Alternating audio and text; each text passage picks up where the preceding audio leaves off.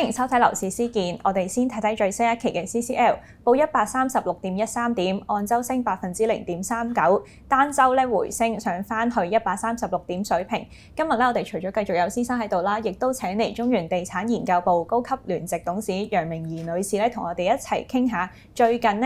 住宅收租回報嘅情況嘅。兩位你哋好，大家好。咁其實最新嘅中原城市租金指數 CRI 顯示香港整體嘅租金回報率已經升到去3.48%。咁 Warren 想問下你啦，咁麻煩你可唔可以講下呢個 CRI 嗰個計算方式啦？單位嘅大細、地區同埋嗰個新舊程度反映喺回報率上面會有啲咩變化咁？係啊，其實 CRI 即係我哋就除咗中原嘅樓價指數之外仲有個租金指數啦。咁其實佢個背後嘅 concept 其實同嗰個樓價指數都係類似嘅，不過係租金，咁都係調整翻嗰個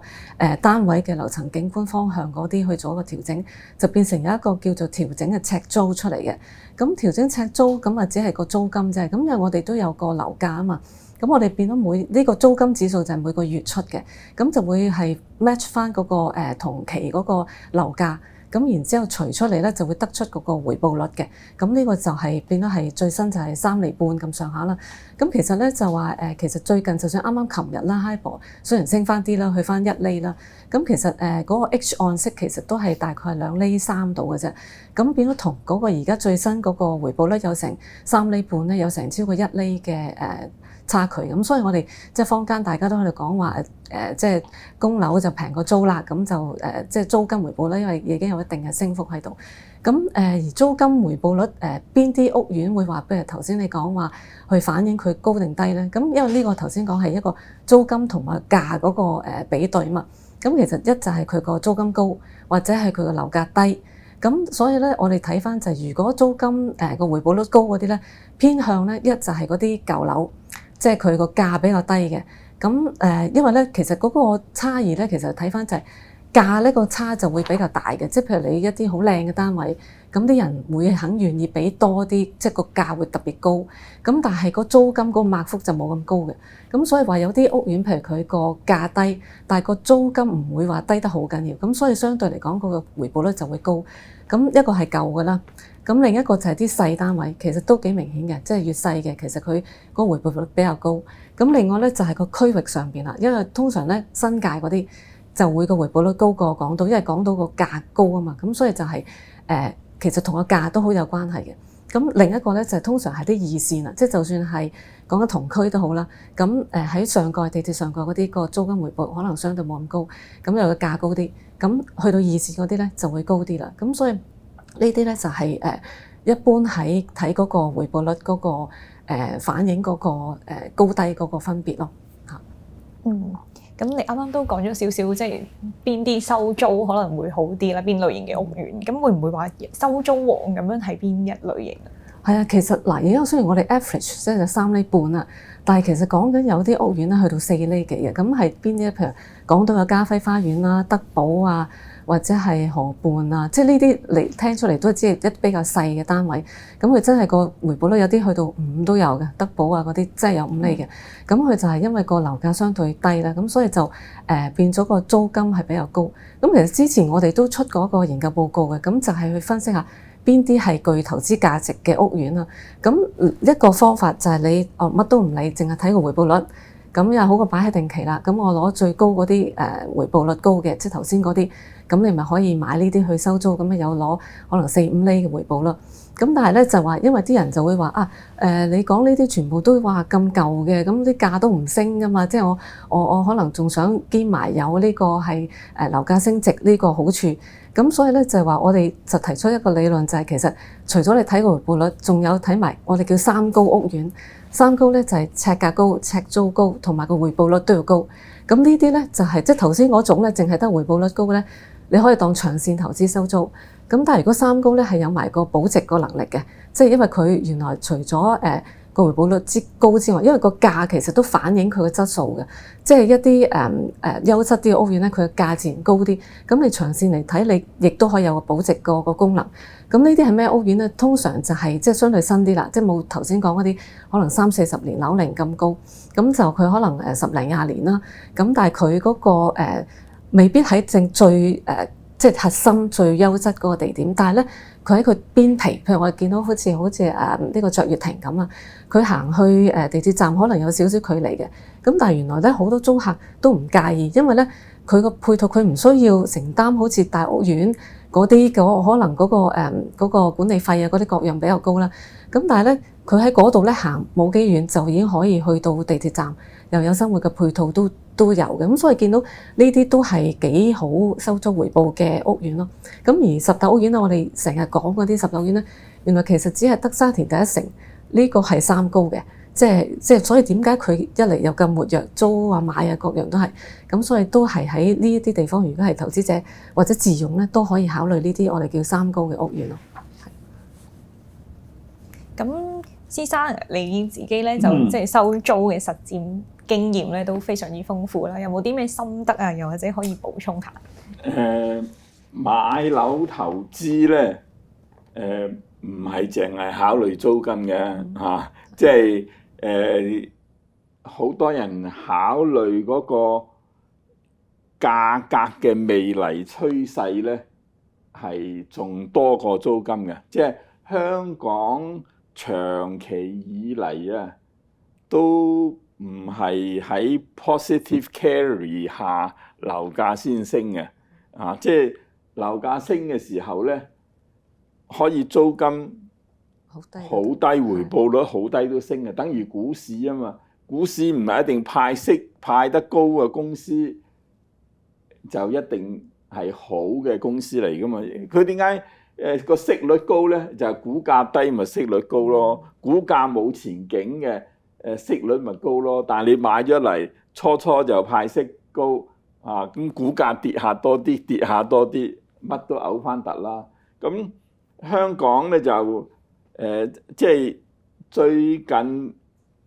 呢段時間，即係美國開始量化寬鬆，即係利率跌到有個時期接近零嘅時候咧，香港先至比較長時間出現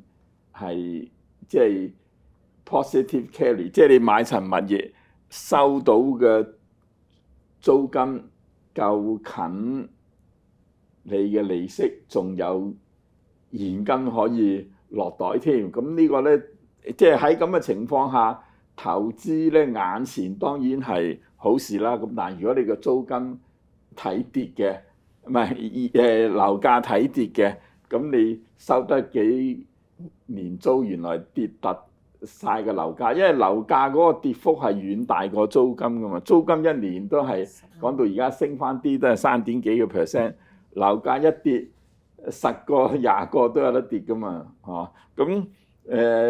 因為租金咧反映嘅係眼前嘅情況，即係租金係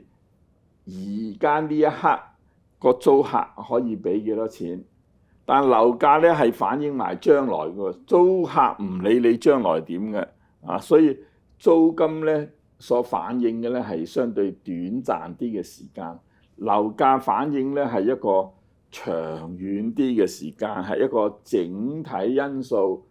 即係投資因素啊、政治經濟前景啊、即係利息嘅趨勢啊，樣樣都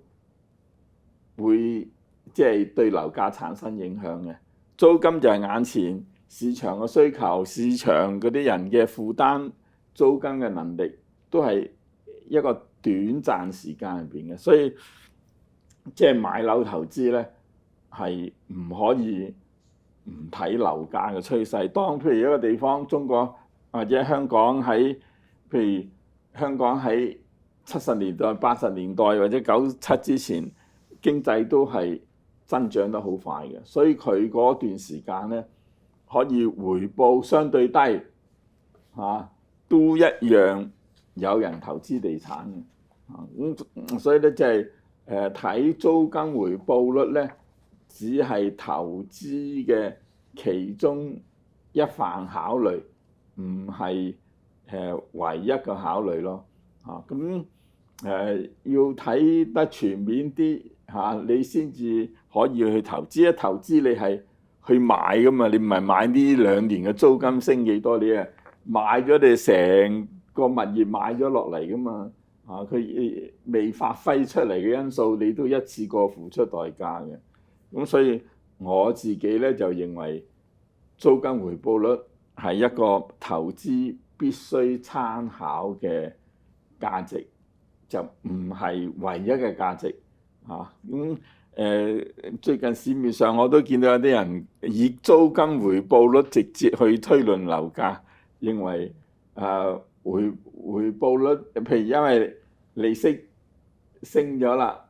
市面上要求嘅回報率高咗啦，咁樓價就一定要按比例跌翻，啲人先可以接受。但係市場上嘅人接受回報率去到咩水平呢？除咗利息之外，都仲有好多其他因素去考慮嘅，所以睇問題咧要睇得全面啲咯，唔好淨係睇一邊咯。咁即係好似施生你咁講啦，其實我哋依家都睇到話 H 按呢個利率咧都跌穿咗3% 啦。其實就咁睇，無論係買樓自住啦，定係即係可能買樓用嚟收租啦，其實都好似有着數咁樣。咁但係即係凡事兩面睇啦，其實供樓其實都要俾管理費啊、差餉啊，同埋物業維修費等等啦。咁如果收租又要俾物業稅，扣埋咧，會唔會仲有着數咧？咁同埋你啱啱話啦，萬一樓價再跌咁樣，會唔會話就抵消晒個回報咧？咁而家問題就係最緊要就係先睇樓價到呢個水平係唔係一個合理嘅水平，企唔企得住嚇？即係之前咧，香港睇淡嘅人都幾多下嘅嚇。我見有個論者仲話嚟緊仲可能跌4至6成，如果嚟緊仲要跌4至6成，而家買乜都冇用啦嚇。咁問題咧就係我睇到香港嘅住屋需求仍然都幾強烈嘅，不過佢就唔係反映喺買賣上，因為睇唔好嘅買賣價錢，咁佢都要住噶，你唔會睇唔好嘅米價，你唔食飯噶嘛嚇，你都唔可以睇唔好嘅樓價你就唔住噶嘛。不過你睇唔好嘅樓價，為咗避免風險，你咪租住先咯。所以香港呢段時間咧，租嘅需求係大咗好多嘅嚇，即係譬如我哋啱啱呢個月買賣加埋咧都做唔夠，即係講公司自己啊做唔夠1000宗生意，但係租咧我啊做咗成1700宗喎。咁你話嗰個同以前比唔同嘅，以前香港人供得起嘅咧，即係佢就會選擇供樓啊嘛，因為供下層樓自己嘅租到你死嗰日層樓都係人哋㗎啦嚇。咁所以而家買樓嘅意欲係低咗，但係住屋需求依然存在。咁喺邊度反映出嚟咧？一個就係喺空置量。即係空置率而家香港係比之前升咗啲，升一啲都係4點幾個 percent 啊！即係有啲地方5% 都當自然空置率嘅，即係啲樓入伙其實係有人搬入去住嘅。咁所以我哋既有住屋需求，而樓價咧喺呢3年入邊都跌咗接近3成即係2成幾3成啦，睇你點計啦嚇。咁3成係一個唔少嘅數字嚟嘅，即係樓價跌咗3成咧，會令到負擔得起嘅人大量增加嘅嚇。咁所以而家即係市場上唔係冇需求嚇，因為你樓價跌咗3成嘅同時咧，香港嘅經濟唔係真係話哇，你見到恒生炒人就以為失業人數滿街都係，唔係啊？香港失業率都係3%鬆啲嘅啫嘛。咁所以啲人係有工做嘅，工資有一定嘅水平上升，而樓價跌咗咁多咧，相比起之前其實買得起樓嘅人咧係多咗嘅。只要對前景嘅睇法改善咗咧，個樓價就有逆轉嘅機會嘅，所以樓價好咗咧，啲人貼錢去供樓都願意。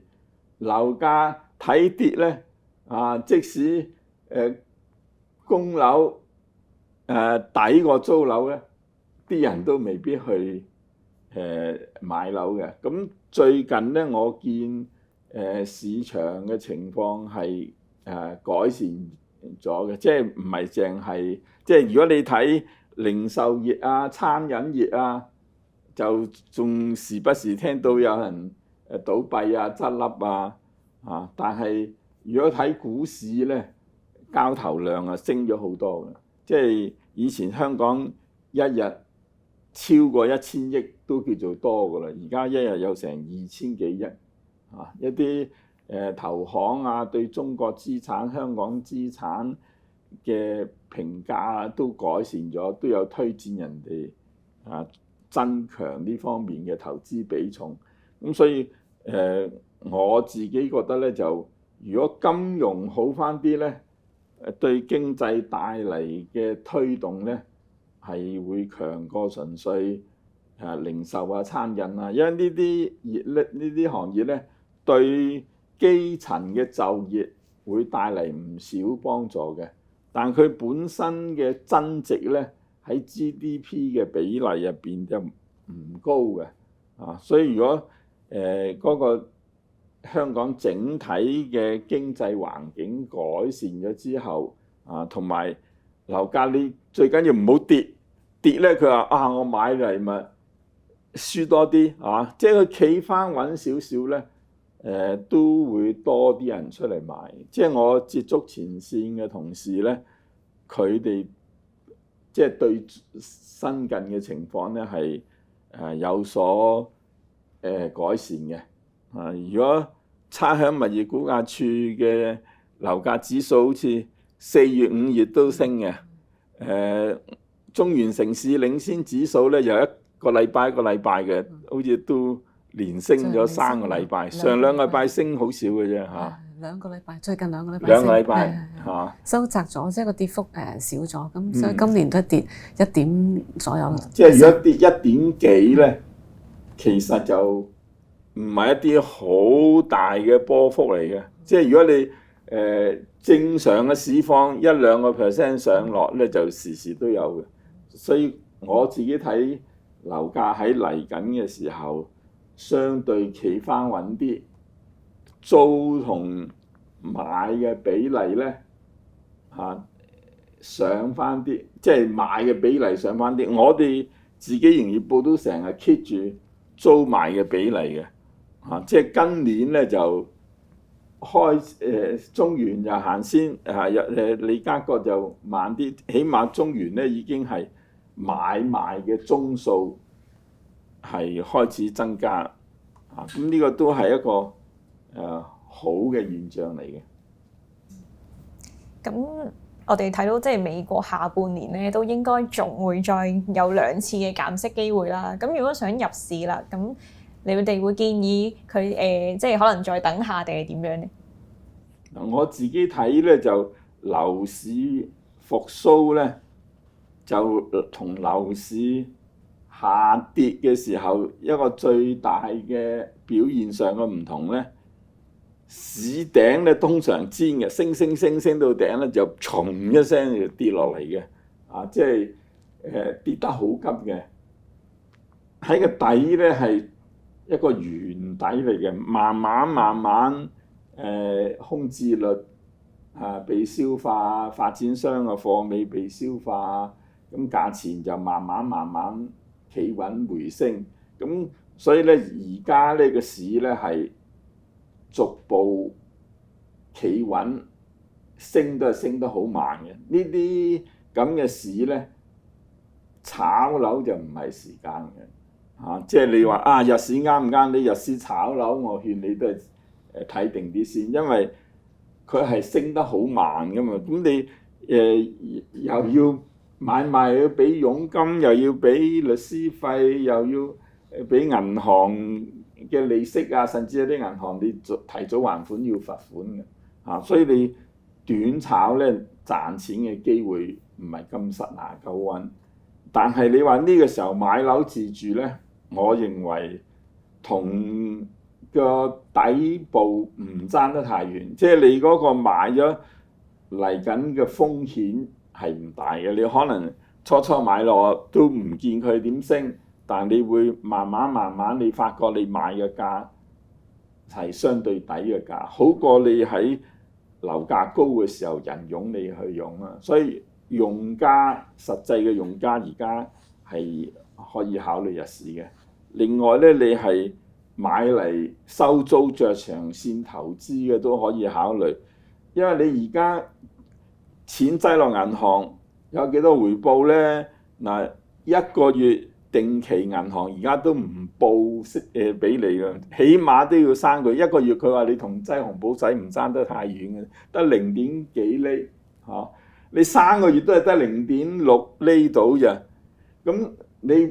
0.6厘同你哋計出嚟3.5啊，爭好遠㗎咯喎！啊，即係前一輪擠錢落銀行有3厘4厘咧，好多人放錢落銀行嘅。而家你到期去續得0點幾厘喎，好多人就諗下就會將啲錢可能擺喺其他投資市場，所以我相信嚟緊咧銀行入邊一啲收開息嘅錢咧會流翻出嚟收租。你頭先講係啊，收租咧又要俾物業稅又層樓又有折舊仲要俾，好似而家住宅仲包差餉、包管理費，所以你哋嗰個回報率咧就係一個 gross 嘅回報率嚟嘅就係指數，即係租金指數除樓價指數啫嘛，其實係啊，咁所以就冇計到嗰啲嘅。應該實際回報，我相信買住宅收租咧就真係2厘鬆啲嘅啫。即係如果嗰啲高嘅有5厘，咁你咪有3、4厘咯。即係但高點解全個香港都係3厘？你特別高咧，因為你層樓冇升值前景啊，你嘅樓價特別低啊嘛，所以嗰啲你見佢高啊去買你就靚嘢嘅。咁咧今日咧都好多謝兩位咧同我哋分享咗好多即係住宅收租回報嘅一啲情況啦，同埋俾大家一啲貼士。咁我哋咧今集嘅時間差唔多，下次嘅樓市師見再見。